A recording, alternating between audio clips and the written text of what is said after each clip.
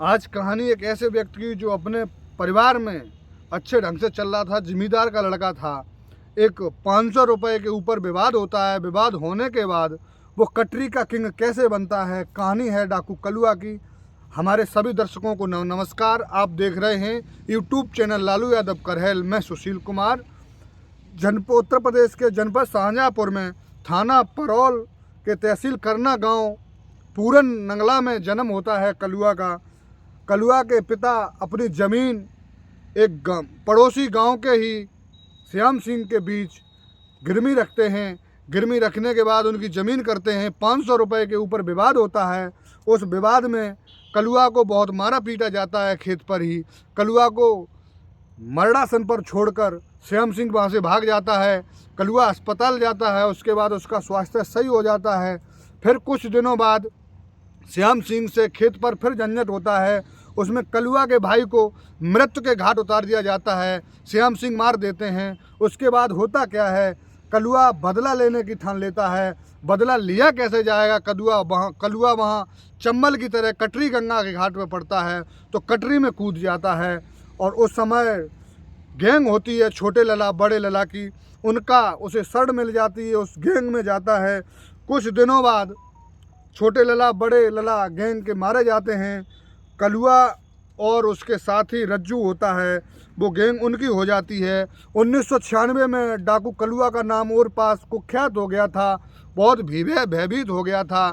उसी जब श्याम सिंह से झगड़ा हुआ था तभी गांव के ही एक चंद्रभान से और झगड़ा होता है। उस बीच कलुआ जब पुलिस को पकड़ के गया था, जिस सिपाही और एसआई ने उसके साथ मारपीट की थी, कटरी का किंग बनने के बाद सबसे पहले उस सिपाही और एसआई को मौत के घाट उतार देता है।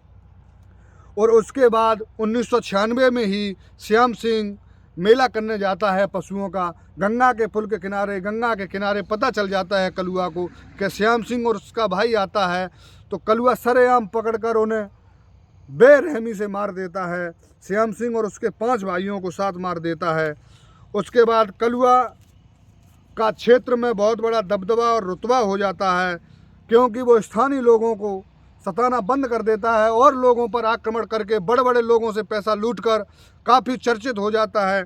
इतना चर्चित होने के बाद उसने फिल्मी अंदाज में, एक नए अंदाज में मर्धर एक्सप्रेस को लूटता है। उसी मर्धर एक्सप्रेस लूटने के बाद उसमें 5 पुलिसकर्मी मारे जाते हैं, जो डाकू सारे घोड़े से होते हैं।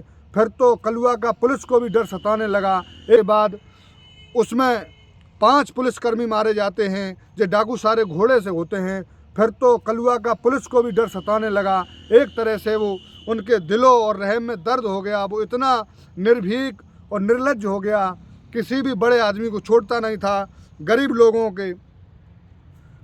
में धन बांटने लगा। अफसरों के आदेश पर पुलिस कटरी में जाती तो जरूर थी, लेकिन कलुआ अपहरण और ऐसी अन्य समस्याएं बढ़ा देता है।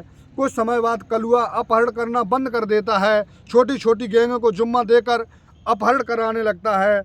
छोटी छोटी गैंगों को कुछ रुपया देकर कलुआ अपहरण कराता है, फिर उनसे बड़ी रकम वसूलता है। इसके बाद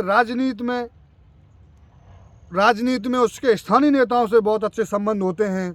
वो फरुखाबाद, बरेली, बदायूं तमाम उधर का एक लीडर सा बन जाता है।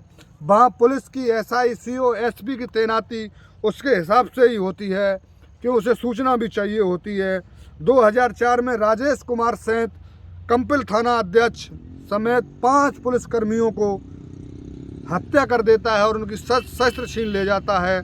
कलुआ का आतंक बरेली, बदायूं, कासगंज, एटा, फरुखाबाद, शाहजहाँपुर, मैनपुरी समेत तमाम जगह आतंक रहता है। पुलिस पर इतना दबाव बढ़ता है, कलुआ पुलिस को मारने की सोचती है। तो कलुआ जब पुलिस से मिला भी था स्थानीय लोगों को राजनीति के जरिए, तो कलुआ को एक इंस्पेक्टर जहरीली शराब भिजवाता है। उस जहरीली शराब के बारे में कलुआ को पता चल जाता है, तो कलुआ उस सिपाही को मौत के घाट उतार देता है। और जिस एसआई ने ये सूचना दी थी वो उसे सस्पेंड होना पड़ता है। कलुआ के साथ साथ उसकी मौत और ये बर्खास्त हो जाता है। और बदायूं में एक बहुत बड़ा कारतूस घोटाला हुआ था, उसके लिंक भी कलुए से थे, जिसका आज तक कोई सुराग नहीं लगा है। इतने के बाद तब तक कलुआ पे 100 मुकदमे, 80 हत्याओं के मुकदमे दर्ज हो चुके होते हैं। और कलुआ के सिर पर अब 1 लाख की इनाम हो जाती है। पुलिस मुखबरों ने बताया कि कलुआ को दिन में नहीं मारा जा सकता, न दिन में पकड़ा जा सकता है, कलुआ को रात्रि में ही पकड़ा जा सकता है। घटना है 2 मई 2005 की। रखौली गांव में पुलिस रात्रि में कलुआ को घेर लेती है और वहाँ मुठभेड़ चालू हो जाती है। कलुआ डाकू को लगता है अब मेरा बचना मुश्किल है। कलुआ डाकू के पास एक घोड़ी और होती है, जैसे सुना करते थे मलखान उजल आला की घोड़ी होती थी। जब कलुआ बुरी तरह से घिर जाता है रखेली गांव में, तो एक महू से सीटी मारता है, घोड़ी आती है, घोड़ी पर बैठकर वो सीधा घोड़ी निकल के ले जाती है। पुलिस और जो पुलिस आती है घोड़ी पर बैठकर वो सीधा घोड़ी निकल के ले जाती है। पुलिस और जो पुलिस प्रशासन था वो तमाशा ही बन के देखता रहा और घोड़ी गंगा में कूदकर कलुआ को वापस ले जाती है। फिर एक मुठभेड़ में घोड़ी पकड़ ली जाती है। जब घोड़ी पकड़ ली जाती है उसके बाद कलुआ अकेला सा पड़ गया था। कलुआ अकेला सा रहकर बड़ा विचलित रहने लगा था। कलुआ का आतंक के संबंध में आतंक इतना था कि चुनाव के समीकरण भी वो अपने क्षेत्र में तय करने लगा। कलुआ जिसे चाहता था वो प्रधान होता था, जिसे चाहता था वो बीडीसी होता था, जिसे चाहता था वो ब्लॉक प्रमुख होता था। जिस व्यक्ति को चुनाव लड़ाता था किसे बैठालना है तो कलुआ के लोग गांव में भय करते थे। अब कलुआ तो वहाँ राजनीतिक स्टंट लेने लगा। 1995 से 2006 के बीच 21 पुलिसकर्मियों की हत्या और 2005 से 15 जनवरी 2006 तक 5 बार पुलिस से मुठभेड़ हुई, जिसमें पुलिस के 21 कर्मी मारे गए और कलुआ की गैंग को भी बहुत नुकसान हुआ। 2005 में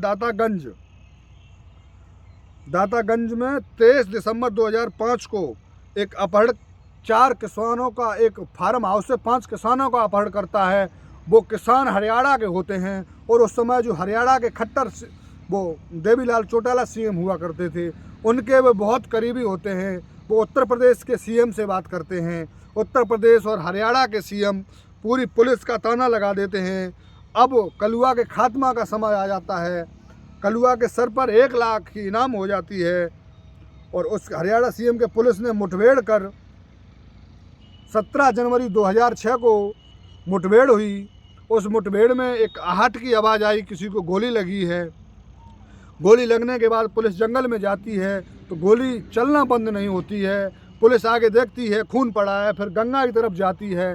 गंगा में भी एक लहू बह रहा था, खून की धारा सी बह रही थी, तो समझा गया किसी गोली लग गई। तो उधर से जब पुलिस लौटती है तो एक घायल अवस्था में व्यक्ति पड़ा है। उस व्यक्ति को लेकर लोगों के बीच आते हैं, क्योंकि पुलिस कलुआ के चेहरा से मुखाबिर नहीं थी। फिर लोग बताते हैं कि कलुआ मारा यही कलुआ था। कलुआ का अंत 27 जनवरी 2006 को हो जाता है। इस तरीके से कलुआ कैसे डाकू बना था। सभी साथियों को कहानी अच्छी लगी हो कमेंट करके बताएं, जो कमी रह गई हो। और आगे फिर मिलेंगे एक नई कहानी के साथ। जय हिंद, जय भारत, वंदे मातरम।